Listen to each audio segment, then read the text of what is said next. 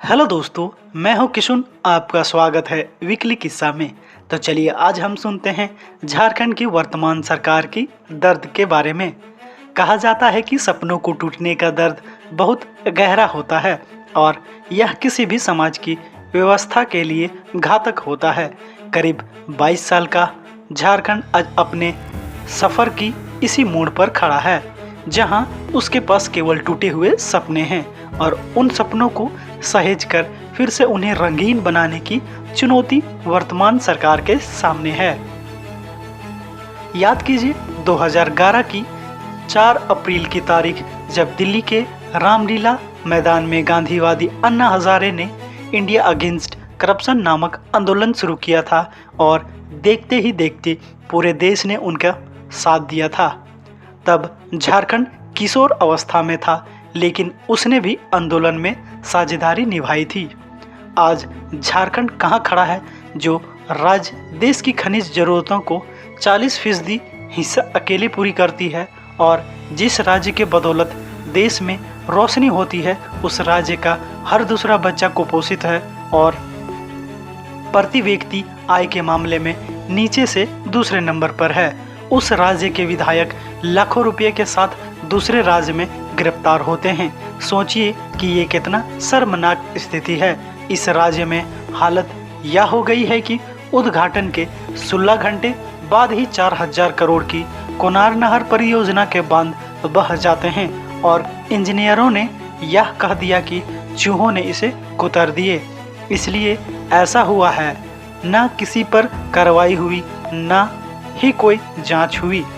वही बात करें गुमला में, एक ही रात में बारिश से 9 पुल बह गए थे, लेकिन किसी को फर्क नहीं पड़ा। पावर एक ऐसा बेशर्म प्रदर्शन शायद ही कहीं और देखने को मिले हो। ऐसे अनगिनत घटनाएं हैं जिनकी झारखंड के सपनों को न केवल बेरहमी से कुचला गया, बल्कि उसके सुखद भविष्य पर भी बड़ा सवाल खड़ा कर दिया है। झारखंड के इस घाव पर नमक छिड़का राम विनोद सिन्हा जैसे इंजीनियरों ने, जिसके यहाँ से 3 करोड़ रुपए बरामद हुए।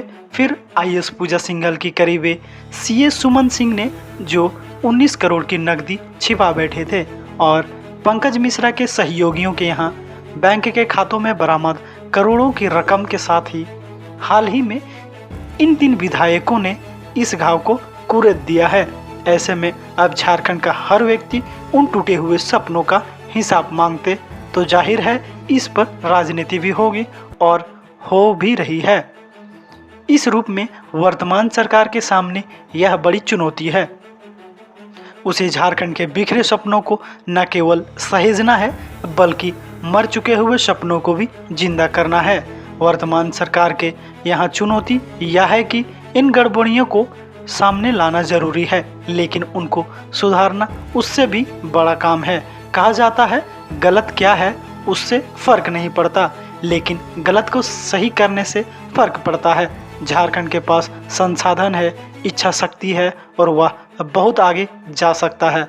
अब इस युवा झारखंड को की आंखों में नए सपने उभरने लगे हैं, जिनमें रंग भरना और उन्हें हकीकत में बदलना बड़ी चुनौती है। इतने में ही आज की वीकली किस्सा को मैं समाप्त करता हूँ। फिर मिलता हूँ इसी तरह नए किस्सों के साथ। अगर आपको अच्छा लगा तो सब्सक्राइब, लाइक, कमेंट, शेयर करना ना भूलें। तब तक के लिए जोहार।